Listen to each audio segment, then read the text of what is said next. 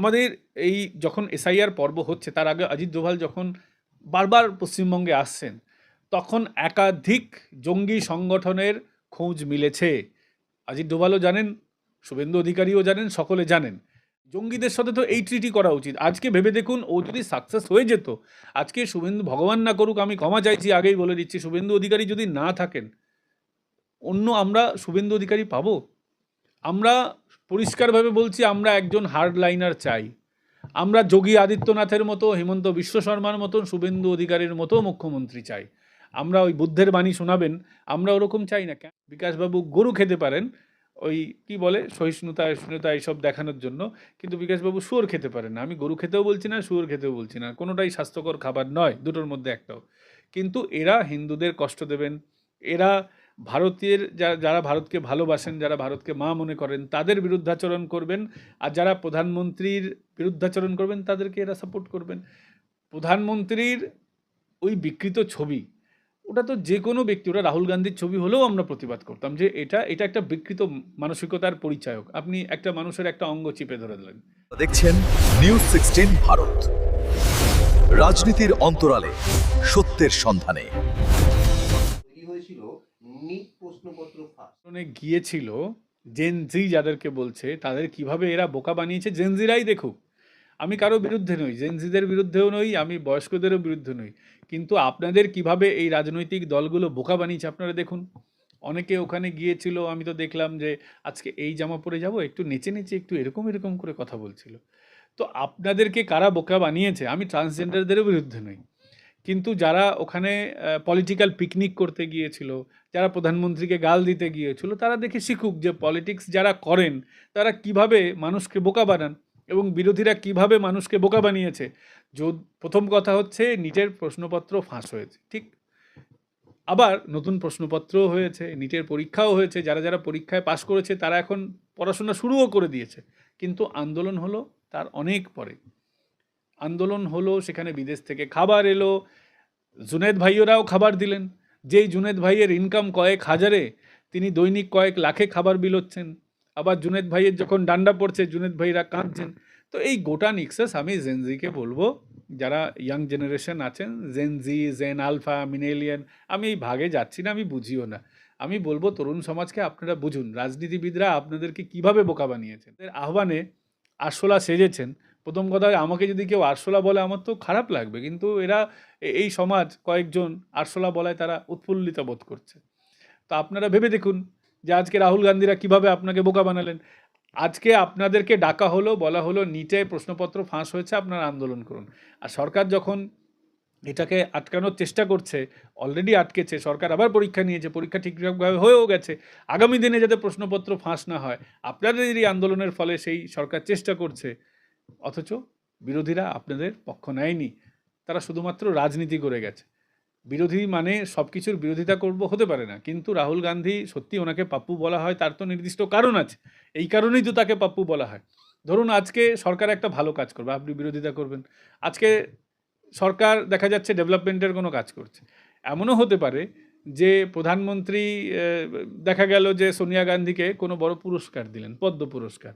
আমি তো মনে করি রাহুল গান্ধী ওটারও বিরোধিতা করে ফেলতে পারে, না দিও না, কারণ মোদি দিচ্ছে বলে। তো পাপ্পু, উনি সত্যি পাপ্পু বারংবার প্রমাণ করেছেন।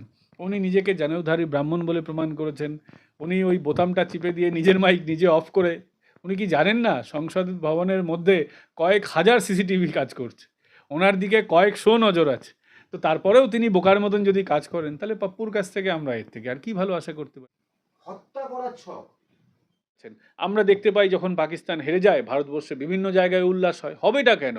অনেকে বলছেন যে আমাদের ধর্মে নেই বন্দে মাতরম বলা। তো যারা এই ধরনের কথায় বিশ্বাস করেন, এবং শুধু তাই না, আপনি জানেন হাইকোর্টে কয়েকদিন আগে একটা মামলা হয়েছে যে বন্দে মাতরম মাদ্রাসা থেকে নিষিদ্ধ করতে হবে, তারা বন্দে মাতরম গাইবে না, এটা নাকি তাদের ধর্মবিরোধী হয়ে যাবে। তো যারা এই দেশের সাথে নিজেকে একাত্ম করতে পারেন না, তারা তো এই ধরনের মানসিকতায় বিশ্বাস করবেনই। আজকে দেখুন আইসিস জঙ্গি কোথায় পাওয়া যায়, সারা ভারতবর্ষে, পশ্চিমবঙ্গ থেকে। জৈশে মোহাম্মদ, লস্করে তৈয়বা, এমনকি আরও যত রকমের বাংলাদেশ নির্ভর যে জঙ্গি সংগঠনগুলো আছে, সমস্ত জায়গার টেরার মডিউল এখানে রয়েছে। আপনাকে বলছি, পশ্চিমবঙ্গে ইলেকশনের আগে প্রায় ৫ থেকে ৭ বার অজিত ডোভাল এসেছেন। কতবার এসেছেন এটা মিডিয়াতে ওইভাবে উল্লেখ নেই। কিন্তু তিনি যে এসেছেন তার বারংবার প্রমাণ পাওয়া যায়। বিভিন্ন যারা এজেন্সির সাথে যুক্ত আছেন তারা স্বীকার করেন, বলেন। তো অজিত ডোভাল তো আর এমনি এমনি আসেননি।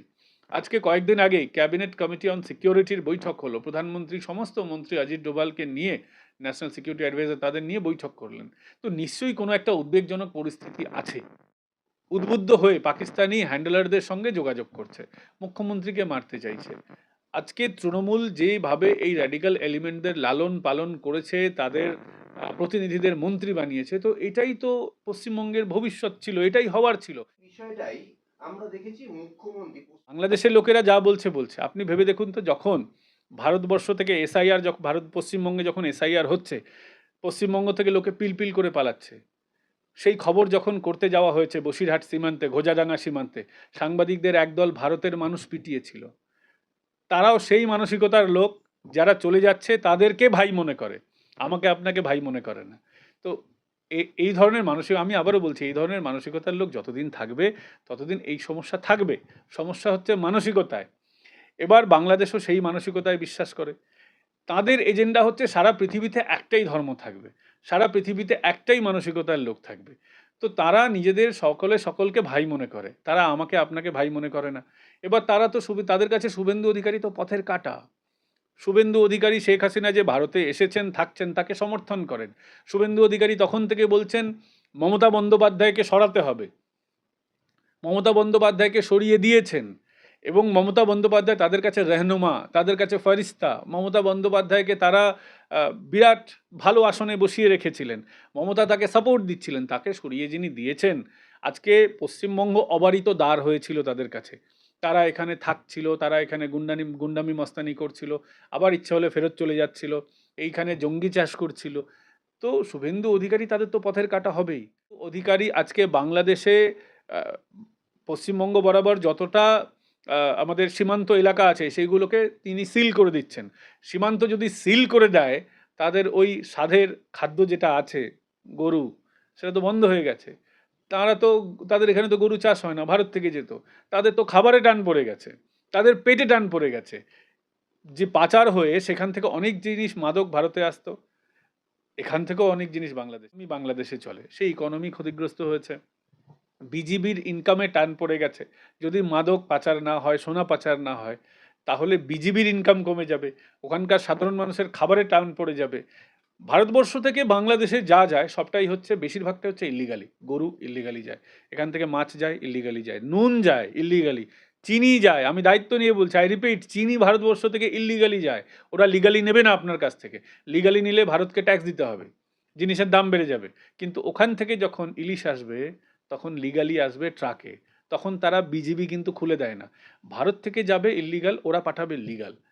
সেই জায়গায় তো টান পড়ে গেছে, ভারত থেকেও লিগালি নিতে হবে, বাংলাদেশ থেকেও লিগালি আসবে। শুভেন্দু অধিকারী হচ্ছে এইটা বক্তব্য। তো সেই জায়গায় আপনি তাদের পেটে টান পড়িয়ে দেবেন, আর তারা কি গালে চুমু খাবে? তারা তো শত্রুতাই করবে। ককরোচ জনতা পার্টি এদেরকে যে পাকিস্তানের যে সংগঠন রয়েছে যারা বিদেশে এই ধরনের কোভার্ট অপারেশন করে, তার নাম আইএসআই, আমরা সকলে জানি। আইএসআই এর একটা ফর্মুলা আছে, যেটাকে ওরা ডক্ট্রিন বলে, এবং যে কোনো দেশের এটা থাকে। আইএসআই এর যে ফর্মুলা আছে, আপনি দেখুন ভারতবর্ষে যখন অনুপ্রবেশ হয়, তারা সেনার উর্দি পরে আসে। তো সেনার উর্দি পরে নিশ্চয়ই যন্তর মন্তরে যাবে না, যন্তর মন্তরে গেলে উর্দি পড়তে হবে পুলিশের। তো তাদের একটা নির্দিষ্ট ফর্মুলা, নির্দিষ্ট ডক্ট্রিন আছে, এটা পুরোপুরি তার সাথে ম্যাচ করছে।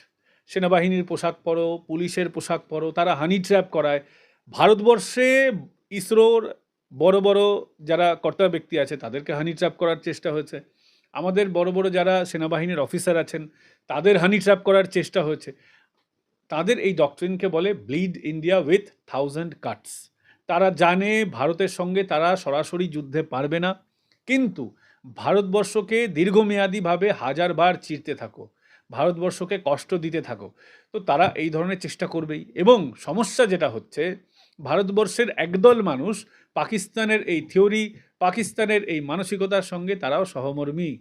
তারা বন্দে মাতরম তাদের পছন্দ হয় না, কিন্তু পাকিস্তানের যে কমই তারানা আছে সেটা যদি জানানো হয়, তাদের শিহরণ টিহরণ জাগে। তো যাদের এই ধরনের শিহরণ জাগে, অনেক মানুষ আছেন। আমাদের এই যখন এসআইআর পর্ব হচ্ছে, তার আগে অজিত ডোভাল যখন বারবার পশ্চিমবঙ্গে আসছেন, তখন একাধিক জঙ্গি সংগঠনের খোঁজ মিলেছে। অজিত ডোভালও জানেন, শুভেন্দু অধিকারীও জানেন, সকলে জানেন। মালদা, মুর্শিদাবাদে তাদের বিস্তর র্যাকেট আছে। আইএসআই শুধুমাত্র পাকিস্তান থেকে অপারেট করছে তা নয়, কিন্তু আমাদের ঘাড়ে নিঃশ্বাস ফেলা বাংলাদেশের ওখান থেকেও তারা অপারেট করছে। সেখান থেকে এই যে আজকে ফেন্সিংটা দেওয়া হচ্ছে, তার বড় একটা কারণ শুধু ইলিগাল ট্রেড নয়, বড় কারণ সেখান থেকে মানুষ এসে এখানকার মাদ্রাসায় লুকিয়ে যাচ্ছেন, অনেকে মাদ্রাসার শিক্ষক হয়ে গেছেন। আমরা তো দেখেছি কয়েকদিন আগে খবরে এসছে। শুভেন্দু অধিকারীকে রিকোয়েস্ট করব মাননীয় মুখ্যমন্ত্রীর কাছে, যে আপনি যে ওই বলেছিলেন না জমা খরচ, শুধুমাত্র দেশের ভিতরের যে সমস্যা ধর্ষণ টর্ষণের ক্ষেত্রে নয়, এই ধরনের ক্ষেত্রে আপনি একটু জমা খরচ শুরু করুন। কোনো রাজনৈতিক দল প্রশ্ন তুলবে না, খুব ভালো কাজ হবে এবং দেশের শান্তি সুরক্ষা, আপনার জীবন, সমাজের শান্তি এবং পুলিশ আধিকারিকদের অশান্তি দূর হবে। আপনি বলতে চাইছেন ওই সকালে ধরবো আর বিকেলে খরচা করবো? অবশ্যই জঙ্গিদের সাথে তো এই ট্রিটি করা উচিত। আজকে ভেবে দেখুন, ও যদি সাকসেস হয়ে যেত, আজকে শুভেন্দু, ভগবান না করুক, আমি ক্ষমা চাইছি, আগেই বলে দিচ্ছি, শুভেন্দু অধিকারী যদি না থাকেন, অন্য আমরা শুভেন্দু অধিকারী পাবো? আমরা পরিষ্কারভাবে বলছি, আমরা একজন হার্ডলাইনার চাই। আমরা যোগী আদিত্যনাথের মতো, হিমন্ত বিশ্ব শর্মার মতন, শুভেন্দু অধিকারীর মতো মুখ্যমন্ত্রী চাই। আমরা ওই বুদ্ধের বাণী শোনাবেন, আমরা ওরকম চাই না। কেন চাই না? গৌতম বুদ্ধের বাণী শুনে বিশ্বাস করে বৃহদ্রথের সঙ্গে কি হয়েছিল এই ভারতবর্ষের মাটিতে আমরা তো জানি। কর্মসূচি দেখা যাচ্ছে 15ই দেখুন, এটার সঙ্গে আগে এবং পরে অনেক কিছু লিঙ্ক হয়ে আছে। মমতা বন্দ্যোপাধ্যায় যে বলতেন সিএটা এনআরসি, উনি ভুল কিছু বলতেন না, উনি ঠিক বলতেন, কিন্তু ওনার বোঝানোর প্রক্রিয়াটা ভুল ছিল। উনি খারাপভাবে এটাকে ন্যারেট করেছিলেন। প্রত্যেকটা জিনিস পরপর পরপর লিঙ্ক হয়ে আছে। সিএ হতে পারে, এনআরসি হতে পারে, আদমশুমারি হতে পারে। কিভাবে লিঙ্ক হয়ে আছে? আদমশুমারি যখন হবে তখন দেশ জানতে পারবে তার কাছে কত মানুষ আছে। এবার সেই মানুষের মধ্যে কারা যে ভুয়ো ভারতের নাগরিক নন, সেটা অনেকটা আমরা দেখেছি যে পশ্চিমবঙ্গে যখন এর আগে এসআইআর হলো, তার মধ্যে আমরা জানতে পারলাম যে কে লোকগুলো, কোন লোকগুলো চিহ্নিত হয়ে আছে, যারা গ্রে এরিয়ায় আছে, যাদের নাম বাদ হয়ে গেছে, যাদের নাম আসতেও পারে, নাও আসতে পারে। এবার দেখা যেতে পারে যে যারা গ্রে এরিয়ার মধ্যে ছিল, তাদের মধ্যে দেখা গেল 0.5% বা 10% বা 1% মানুষ তারা আর পাওয়া যাচ্ছে না, তারা ভেগে গেছেও তো। মুখ্যমন্ত্রী বলেছেন 10,000 তার কাছে আছে, কত বেসরকারিভাবে, কত ওই আমাদের ইছামতি পার হয়ে, বিদ্যাধরী পার হয়ে যে পালিয়ে গেছে জঙ্গলের মধ্যে রাতের অন্ধকারে মশার কামড় খেয়ে, এরকম সংখ্যা তো হয়নি। তাহলে যত মানুষ পার হয়ে গেছে ওই গ্রে এরিয়ার মধ্যে যারা ছিল, তার মানে তারা ভারতের নাগরিক নন। দেখতে পেয়েছি এই যে ককটেল জনতা পার্টি কি তার কথা বলছেন, যিনি ওই সোহরাবর্দীর নাম বদলে দেওয়ার পর প্রতিবাদ জানিয়েছিলেন, যে সোহরাবর্দী বাংলায় মানে কলকাতায় গ্রেট ক্যালকাটা কিলিং করিয়েছিল, মানে কাকা ভাইপো, আমি দুজনের নামটা ধরেই বলছি, এবং এই সোহরাবর্দী মানে ভাইপো সোহরাবর্দী গ্রেট ক্যালকাটা কিলিং করিয়েছিল, এবং কাকা সোহরাবর্দী উনি বীণা দাসকে ধরিয়ে দিয়েছিলেন। এবং যখন ভারত ভাগ হয়ে যায়, কাকা ভাইপো দুজনেই কিন্তু পাকিস্তান চলে গিয়েছিলেন।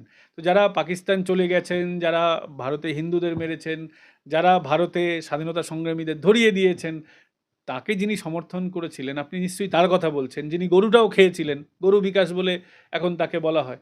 তো এনারা পাকিস্তানি ব্যক্তিদের সমর্থন করেন। এদের কাছে পাকিস্তানি দুষ্কৃতীরা বা পাকিস্তানের যারা রোল মডেল, তাদেরকেই এরা নিজেদের রোল মডেল মনে করে। তো বিকাশবাবুর থেকে আমরা এর থেকে বেশি কি আশা করি? বিকাশবাবু গরু খেতে পারেন ওই কি বলে সহিষ্ণুতা এইসব দেখানোর জন্য, কিন্তু বিকাশবাবু শুয়োর খেতে পারেন না। আমি গরু খেতেও বলছি না, শুয়োর খেতেও বলছি না, কোনোটাই স্বাস্থ্যকর খাবার নয়, দুটোর মধ্যে একটাও। কিন্তু এরা হিন্দুদের কষ্ট দেবেন, এরা ভারতীয় যারা ভারতকে ভালোবাসেন, যারা ভারতকে মা মনে করেন, তাদের বিরুদ্ধাচরণ করবেন, আর যারা প্রধানমন্ত্রীর বিরুদ্ধাচরণ করবেন তাদেরকে এরা সাপোর্ট করবেন। প্রধানমন্ত্রীর ওই বিকৃত ছবি, ওটা তো যে কোনো ব্যক্তি, ওটা রাহুল গান্ধীর ছবি হলেও আমরা প্রতিবাদ করতাম যে এটা একটা বিকৃত মানসিকতার পরিচায়ক। আপনি একটা মানুষের একটা অঙ্গ চিপে ধরে দিলেন, তাকে কষ্ট দিচ্ছেন, এবং বিকৃত মানসিকতার পরিচায়ক। বামেরা না ফাঁকা ফ্ল্যাটে লেনিন শেখে, তো এরা হচ্ছে সেই ধরনেরই প্রোডাক্ট। নিউজ 16 ভারত, রাজনীতির অন্তরালে সত্যের সন্ধানে।